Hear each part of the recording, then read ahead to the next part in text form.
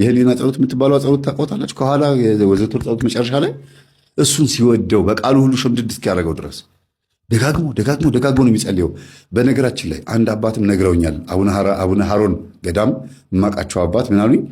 የህሊና ጸሎት የምትባለዋን ጸሎት በየ3 ሰዓቱ 7 ጊዜ የሚጸልይ ሰው ሚስጥር ይገለጥለታል ሲሉ ሰምቻለሁ። እኔም ጸልዬ የተገለጠልኝ ሚስጥር የለም። ግን ሚስጥር መላችሁ ይሄ ሌላ እንደዚህ ግን የምፈልገው ነገር ተሳክቶልኛል። የሆነ የምፈልገው ነገር በዛው ይሄን ነገር በጸለይኩበት ሳምንት በጣም በቃ ሊሳካ ይችላል የማልጠብቀው ነገር ተሳክቶልኛል። እና ሚስጥር ምናልባት ከሆነ ይሄ ነው ማለት ሚስጥር ይገለጥለታል ይላሉ። ሌላም አንዲት እህት ይሄን ነገር ነግሬያት መምህር እግዚአብሔር ይስጥህ ያለችኝ። አሁን የት መሰላችሁ ያለችው? ውጭ ሀገር ነች። ሀገሩን መናገር አያስፈልግም። ውጭ ሀገር ናት። ይሄንን ነገር ስነግራት በተግባር ፈጽመው መምህር እግዚአብሔር ይስጥ ብቻ ያለች። የሆነ ነገር ተሳክቶላታል። ምን ነው ጊዜ አቡነ ሀሮን ገዳም ያሉ አባት እንደዚህ ብለው ነገሩኝ ብለህ ስትናገር ቀጥታ አቡነ ሀሮን ገዳም ነው መሄድ የፈለኩት አለች። ሄደች። ሳልነግርህ ሄጄ በመምጣቴ ይቅርታ አለችኝ። ሄዳ አግኝታቸው ማን እንደሚባሉ አይታ ፎቶ አብራቸው ተነስታ ሀገሯ ገብታ በቴሌግራም ላከችልኝ ፎቶ። ምን አግኝተሽ ነው አልኳት። ያገኘሁትን ማቀው እኔ ነኝ። እግዚአብሔር ይስጥህ። በየ3 ሰዓት ልዩነቱ 3 ሰዓት፣ 6 ሰዓት፣ 9 ሰዓት፣ 11 ሰዓት፣ ማታ 3 ሰዓት። ለምሳሌ 3 ሰዓት ከሆነ ህሊና ጸሎትን 7 ጊዜ ትጸልየዋለች። ጊዜ ስላላት ነው። እና ይሄንን የሚያደርግ ሰው ለ7 ቀን ተከታታይ ይሄንን የሚያደርግ ሰው በቀን እንደዚህ እያደረገ ማለት ነው።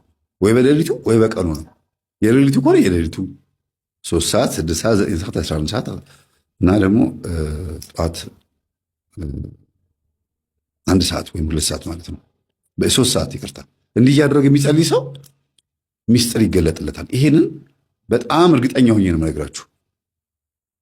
እና ይሄንን ጸሎት እየጸለየ ይሄ ልጅ ለመጨረሻ ሳወራ ሰምቶ ነው እንደዚህ ብዬ ስናገር መምህር ሚጣ የምትጸልየውን ጸሎት ዘውትር ጸሎት ጸልየው አለኝ። በተለይ ግን የህሊና ጸሎት የሚባለውን ጸልየው አልኩት። ለምን ሚጣ ነግራኛለች።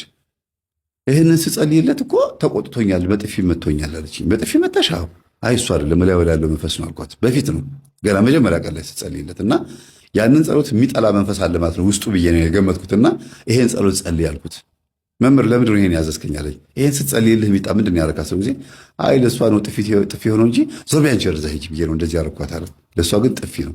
አዎ ጻንች አልኩት እና በዛ ውስጥ ግን እመቤታችን በጥፊ የመታሃት ስለው ጊዜ ውይ እመቤቴ ይቅር ትበለኝ፣ ይሄንማ እየጸለይኩኝ የምትለኝ ነገር አደርጋለሁ አለ። በቀን 7 ጊዜ እየጸለየ ለ7 ቀን ከምግብ ይሄ ሱባኤ ምናምን ነገር አይደለም፣ ዝም ብሎ ጸሎቱን ብቻ በመጸለይ ከፈለጋችሁ ደግሞ እንደ ሱባኤ ማድረግ ትችላላችሁ።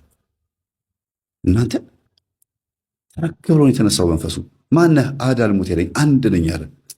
ሰራዊት ስንት ነው? ሰራዊት አለ። ይህ አንተን አዳራሽ የምታንጫጫው እጅን እየጫንክ እንደዚህ የምታደርገው አልኩት። አዎ እኔ ነኝ አለ። በጣም ይገርማል። የሚያጠምቁት አባት ራሳቸው እንኳን ትንሽ ኮተት ችግር የነበረባቸው አባት ነበሩና በሱ ሲገረሙ ሁሉ አይቻችኋለሁ። ኮተት ስላቸው አንዳንድ ነገር ሰምቻለሁ። ቆይ እኔ ጸልይልሃለሁ፣ አንድ አለ ጥሩ መጽሐፍ አለ መፍትሄ ስራ ምናምን ብለው የሚያጠምቁ እኮ ናቸው። የአንድ ቤተክርስቲያን ጥምቀት የጸበል ቦታ ማለት ነው። ይህ ሁሌ የምነግራቸው ይሄንን ነው። ያጠምቃሉ፣ ግን ችግር አለባቸው፣ ሌላ ነገር ይደግማሉ። የምነግራቸው ለዚህ ነው። እዛ ጋር ጸበል ቦታ ሲጮህ ካዩት ቆይ እኔ ይህን ሸኝልሃለሁ፣ በቤት መጥቼ አጠምቅሃለሁ፣ ይቺን ነገር እንደዚህ አርጋት እንደዚህ አርጋት ብሎ ሌላ የድብትርና ነገር የሚያስተምሩ አሉ። ጸበል ቦታ ተቀምጠው ይሄን ቤተክርስቲያን ብትቆጣጠርልን ደስ ይለናል። ፈትኗቸው እስቲ፣ ቼክ አርጓቸው፣ አታጧቸው እንደዚህ አይነት አባቶች።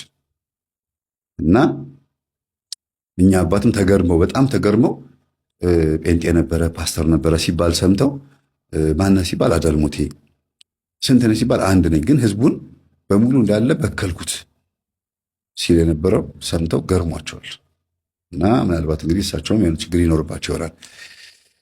ወደዚህ ስንመጣ ሚጣ ቆርባ ወደ ቤት ትግባ ተባለ እና ነጭ ልብስ ገዙላት፣ ነጭ ካልሲ፣ ነጭ ታይት፣ በቃ አማረባት። ካናቴራ ምናምን ደስ አለት። እግዚአብሔር ይስጥህ አመሰግናለሁ፣ አሳመርከኝ እኮ መልአክ አስመሰልከኝ እያለች ገዝተውላት ነጭ በነጭ ለብሳ አስቆርበዋት ወደ ቤት ገባች። እንደ ልዕልት ነው ያዩት። እማማ ራሳቸው በጣም ደስ ብሏቸው አልቆረቡም። እማማ ራሱ ገና ነው እኮ ገና ነው። ከዛ እሷ ቆርባ ከገባች በኋላ እማማ እመቤቴ እቺ ትንሽ ልጅ ማለት አንቺ ነሽ፣ በአታ ማለት አንቺ ነሽ። የ3 ዓመት ልጅ ሆነሻል ወደ ቤተ መቅደስ የገባሽው በቃ እቺ ልጅ ወደ ቤታችን ቆርባ ገብታለች። ሁሉም ቆራቢ እንዲሆን እፈልጋለሁ አሉ። ሁሉም ቆራቢ ሆኑላቸው። ሁሉም ከቆረቡ በኋላ እማማ ታመሙ። እሳቸውን ቆርበው ማለት ነው። ሁሉም ቆረበ፣ ግን ታመሙ። ከባድ ህመም ታመሙና ተሰበሰበ። ለካ እየጸልዩ ያሉት ና አሁንም ቢሆን ልጆቼ እንዳታሰቃይ እኔው ላይ ና፣ ከእኔ ወደ ልጆች አለ ሄድኩ መምህር ተስፋዬ እንዳለው ና ወደ እኔው ላይ ና እና እናውራሉት። ከዛ በህልም የት ነው ማድረዋሉ? ፕሮቴስታንት ቸርች ነው ማድረዋሉ። ለምን መና ብለውታል። ከዛ የለመደውን ምናምን የነበረበትን ቦታ ያሳያቸዋል። በህልም አዳራሽ ላይ ሆነው እያሉ እንዳሮጊት እንዲህ ሲሉ ያሳያቸዋል። እና ሲዘምሩ ምን ሲሉ ማለት ነው። ከዛ በህልሜ እንደዚህ ያየው መምህር ምንድን ነው አሉ። ለልጃቸው ሳይነግሩ ማለት ነው። እንደዚህ ሊያረገውት እንዳሰበ ነው። እንደዚህ ሊያረገውት ነበር ያሰበው። አው ባዶ እግሬን ነበርኩኝ፣ ጫማ የለኝም አስታውሳለሁ ስመለከተው ህልሙ። እንደገና ደግሞ እንደዛው እያሸበሸብኩኝ እንደዛው ፕሮቴስታንት ቸርች ውስጥ እንትን እያልኩኝ መድረኩ ላይ ግን ልጅ አይደለም የሚታየኝ፣ የቆመ እንጨት ነው የሚታየኛል። የቆመ እንጨት እንደዚህ እንጨት እና ሌላ ነገር አይታየኝም። ህዝቡ ሁሉ ያብዳል፣ እኔም አብዳለሁ። ያንን ዝላይ ነበር የሚያሳየው። ና ብለው ጠርተዋል። እንዲሳቸው ጊዜ አዎ ልጅ አሉኝ። በቃ እሱና እና ከልጆቼ ና ወደ እኔ ብለው ተሰብሰብ ብለውት ከሆነ በሉ እንግዲህ ይቻሉት፣ ሰሞኑን ህመም ይመጣቦታል ስላቸው ጊዜ ኧረ ታምሜ ተኝቻለሁ አሉ። እንዴ ማዘር እና ብለው ከጠሩ በኋላ እኮ ህመም ከሆነቦት መንገድ መደወል አለቦት እኮ እንደዚህ ደምዝ ይላሉ ብዬ ካህን ይዤላቸው ሄድኩኝ። ጸበል ተረጩ። በሳምንታቸው ድነው ተነሱ። ከዛ እሳቸው መጮህ ነበረባቸው ማለት መንፈሱ ጮኋል አይደል? ለመጀመሪያም መጮህ ነበረባቸው ማለት ጮሆ መውጣት ነበረበት።